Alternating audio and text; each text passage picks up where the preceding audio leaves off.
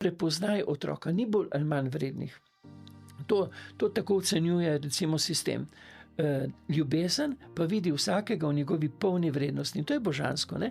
Ker ta Božje bitje v vsakem v polnosti ni bolj ali manj, in ko si ti vzljubljen v svoji izvirnosti, prepoznan, objet v svoji božanskosti, se boš lahko sprejel in udejanjal v enkratosti, neponovljivosti, in ne boš imel tistih frustracij, jaz nimam, on ima, to bi mogel, in pol padeš v tiste te zamorjenosti, ki so sad frustracij. Tega se je treba osvoboditi, in starš ima to milostno vlogo, da dejansko prepozna in sprejme, vzljubi otroka v njegovi resničnosti. Ne. To se mi zdi bistveno. Ne.